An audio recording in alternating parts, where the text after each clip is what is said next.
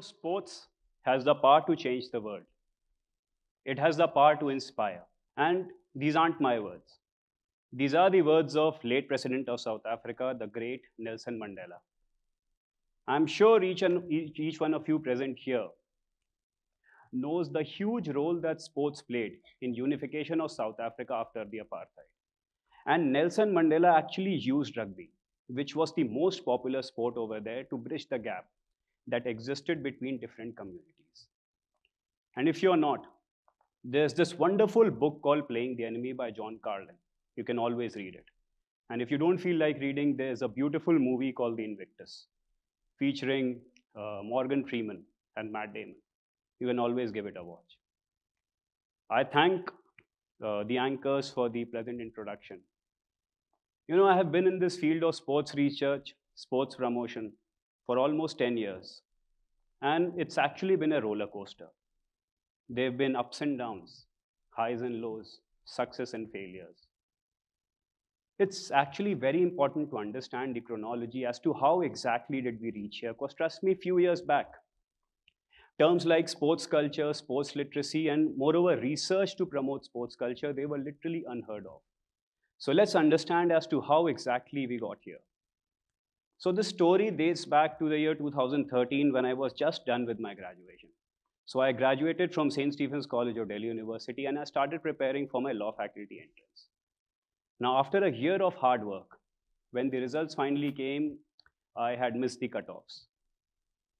My head became a melange of thoughts. There were numerous thoughts that started coming up in my head. And the most prominent thought was that if I, who wasn't an elite level badminton player, who was just another sports person in this huge fraternity of sports, if I was being expected to use the values which I had acquired in the playground, in the badminton court, to use them in my daily life, then why shouldn't the same be expected out of those sports personalities who have made it to the top, who have reached the zenith of their sporting careers? And with that thought, I started writing. I started reading. I started reading biographies and autobiographies of famous sports personalities, trying to understand and find out different situations, different instances when these sports personalities also suffered. And if yes, then what exact value or quality did they use to wriggle out of that testing situation? 3 years and almost 750 pages later, a comprehensive research work was out. So I had been able to research on different aspects of sports. So let's say it was about sports and personality development. That is how by participating in sporting activities, one can build or develop values or qualities in himself or herself. My research work focused on sports and depression. The research is still ongoing today, but the initial results have shown how sports can play a very crucial role in overcoming anxiety, stress, negativity, and depression. The research was about sports and social development, sports and community development, sports and industrial disputes, and sports and terrorism.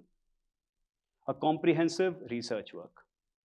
Now, this research work, it was concised and turned into a book published by a renowned publishing house, Wiley India. Once this book was out, I started receiving messages and letters from people. There was a very big chunk of people which was highly appreciative about the things I had written down in my book. But there was also a very big group of people who was very skeptical. I mean, for them, I had written that you can actually overcome anxiety and stress through sports. They weren't ready to accept that. I had written that you can resolve labor management disputes through sports. They weren't ready to accept that. But I was of the view that all these things, all these points, they are very much relevant because it wasn't something I had made up on my own.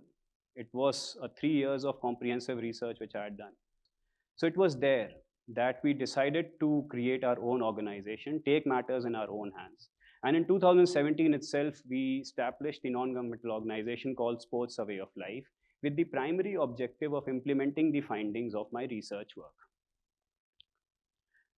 Now, I'm sure you're going to realize this as you mature, that things you study, things you read about, things you research on, they are very different from the practical implications. Because once we ventured in the field, we realized that, again, we weren't making much sense. I mean, we were telling people about sports and depression, sports and social harmony, but people Most of the people did not even understand what basic sports are. I mean, barring few sports like cricket, football, volleyball, hockey, basketball, people did not know what a steeplechase race is. People did not know what 110-meter hurdles are. People did not know about javelin throw. Of course, we have Neeraj Chopra now who has won a gold medal in javelin. But back then, I'm talking about 2017, people did not know about javelin. People did not know about shot put. So one was, there was lack of awareness. And the second point, we realized that a very big group of people has a very negative perception of sports. For them, sports is either about entertainment, it's either about organizing competitions and distributing medals, or it's a waste of time. It's something that takes you away from your academic performance. It's something which creates an obstacle in you building a successful career in their life. So before delving any further, once again, we came to the conclusion that we are not going to implement the findings of our research. We'll first understand the exact situation that our country is in. So to understand that, we conducted India's first sports literacy survey in the year 2017. Now, we were a very novice organization, a very young organization. Few like-minded people had come together to establish it. Very short of funds, very limited resources we had. So how to get a pan-India understanding of the sports literacy or sports culture? We chose the New Delhi and Old Delhi railway station because that helped us with limited funds, with limited resources, get a pan-India view, a pan-India objective. So we conducted these surveys, we conducted this study. And the results which came out of those studies, they were pretty staggering. I mean, only 5.56% of the Indian population was found to be directly sports literate. And when we talk of females, this sports literacy rate went down to something as meager, as low as 2%. Now, this is what the problem is. I mean, I'm sure you must have thought about it. A country of 145 crore odd people. Why do we fail to perform when it comes to international sporting events like the Olympics? Why aren't we performing? Of course, there are different issues. There are infrastructural gaps. There are lack of high performance centers over here. But the real problem is poor sports literacy and a poor sporting culture. Therefore, to overcome this problem, we launched India's first sports literacy mission once again in the year 2017. And whatever initiatives we have taken after that, they've always been under this broad umbrella of sports literacy. Be it the sports alphabetical booklets, be it the Model Sports Village initiative, be it the public interest litigation, our work with Ladakh Football Association, we have been working with the All India Football Federation. It's always been under this broad umbrella of sports literacy.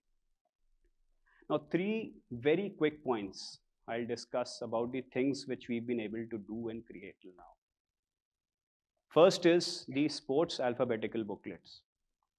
Now, I have a very firm view, a very firm opinion, that if a child can be taught A for apple and B for boy, then why can't the same child be taught A for athletics and B for basketball? And this is exactly what these booklets contain. Right across different alphabets from A to Z, we had been able to associate or attach one sport with every alphabet.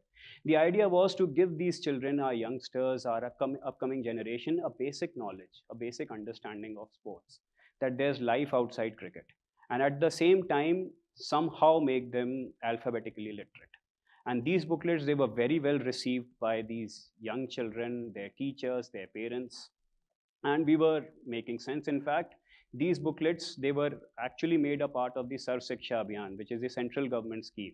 And they were empaneled in this long list of books that the government has. So these sports alphabetical booklets. Now in 2018, in the final year of my law faculty, we had this paper on constitutional law. And while reading about the Indian Constitution, there's this article called Article 21A of the Indian Constitution, which is right to life. That each and every person has a right to live in this country. Now, there's a famous Supreme Court judgment which says that right to life doesn't mean mere animal existence. It means a right to live with dignity. And I had been constantly writing, I had been constantly saying, I had been constantly researching that sports can actually give you a chance to live with dignity. As a simple law student of 25 years, a 25-year-old law student, I filed this public interest litigation in the Honorable Supreme Court and requested them that right to sport should be recognized as a fundamental right under the Indian Constitution. Thankfully, this PIL was accepted. Notices were issued to the central government and all the state governments. And amicus curiae, who's a senior advocate of the Supreme Court, he was appointed to oversee this matter, and things have been moving forward in the right direction. And I believe, I hope that very soon we'll have a new list, a new fundamental right to this list of fundamental rights that are available, that is fundamental right to sports. Number 2. Now, third is something which is very close to my heart. It's a very coveted project that we are running here in IMT Ghaziabad as well as through Sports A Way of Life. It's the Model Sports Village initiative. So on 16th January 2020, IMT Ghaziabad and Sports A Way of Life, we became the first institute and the organization to adopt a village in Muzaffarnagar district of Uttar Pradesh, and we had this vision of turning it into a model sports village. Now, what's a model sports village? A village where maximum population participates in sports directly or indirectly. A village where people have a very positive outlook towards sports. They don't see sports as something negative. A village where people play for fun and entertainment. A village where there's social development, community building through sports. And of course, a village where there's women empowerment, female empowerment through sports. So this project was launched with huge vigor. We had these, it made the national headlines, received a very wonderful media coverage, and things started moving. But 15 days later, when I got the feedback from the village, we realized that only 2 children were turning up for our training centers. So you can imagine, I mean, this whole pomp and show that we'd been able to create, but only 2 children turned up. And the population of the village was around 1200. So we decided to travel to the village and understand what the problem is. Because before adopting this village, we had been able to communicate. We communicated with local administration, the Gram Pradhans, the localites that lived there, and we were assured of participation, we were assured of the support. But only 2 children were coming. So we had a coach in place, we had 2 facilitators, but no numbers to show. So once we traveled there and we started interacting with the parents of the youngsters, when we questioned them that why aren't you sending your child to participate in sporting activities, they questioned us back asking, if my child goes to play, then who's gonna work with me in the field? If my girl goes to play, then who's gonna help me with the household chores? So these people, they belong to farming community or they were either daily wage laborers. It wasn't as if they did not love their children, of course they did. But children for them were also human resources who were contributing to family income. They were also helping them with the household chores. So we decided to stay in these villages for the next 10 to 15 days. We kept on talking to these people, we kept on convincing them. Moreover, there were also instances when we literally, dragged the parents along with their children to our training facilities to just see whether these children enjoy or not. And it started making a little bit of difference. Because once the parents saw the happiness on their children's face while they were running around in the field or while they were playing football, their hearts began to change. And let's say from 2, the number increased to 25. But again, we weren't satisfied because our whole objective was maximum participation.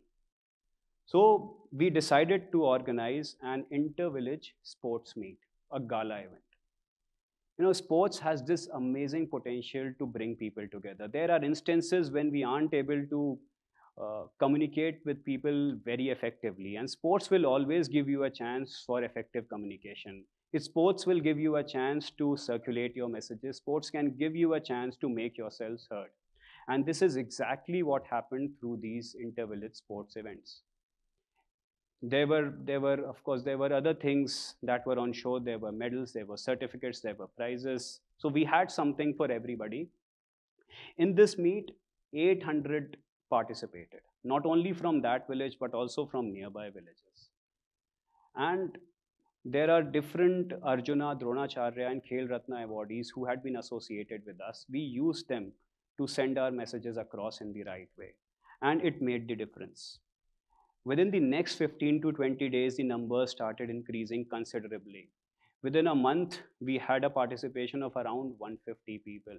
And at its peak, the number of children registered in the Model Sports Village training programs was 550. So there was a time when we started training 550 children in one go.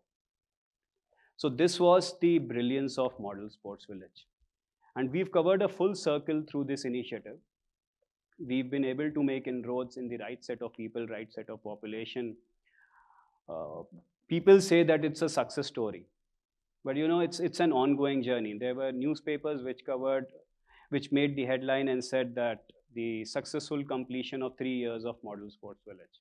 But for me, it's an ongoing process. It's an ongoing journey, because I have this dream of making India a sporting powerhouse. I have this dream of seeing maximum sports culture in India. I have this dream of seeing a highly sports literate Indian population. So, and before I conclude, I'll share a very small interaction which I had with. How many of you know Mr. Kailash Satyarthi?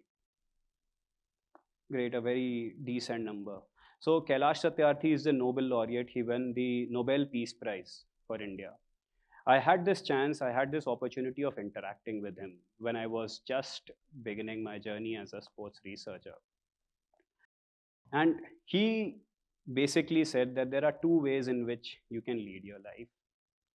The first path is it's the already trodden path, the already walked path, doing what everybody else does. You lead a decent life. Of course, there will be limits to how much you will achieve, and there will be limits to how much you can contribute depending on your enthusiasm. Number one. He also said there's another path, the untrodden path. This path you will create on your own. There will be difficulties because you won't have benchmarks in front of you, you won't have milestones in front of you. Moreover, you won't even know whether you are moving in the right direction or not. But again, this path has no limitations. It has no limits to what you can achieve and how much you can contribute to the society. And I chose the second path. Wanted to do something of my own, wanted to experience this, and wanted to create a sporting culture in India that sets us forward in the right direction. It's a long journey. But with the group of like-minded people that we have with us, with a decent team that we are building, I'm sure there will be a day when we'll be competing at the elite level. Thank you so much. Thank you for being such patient listeners.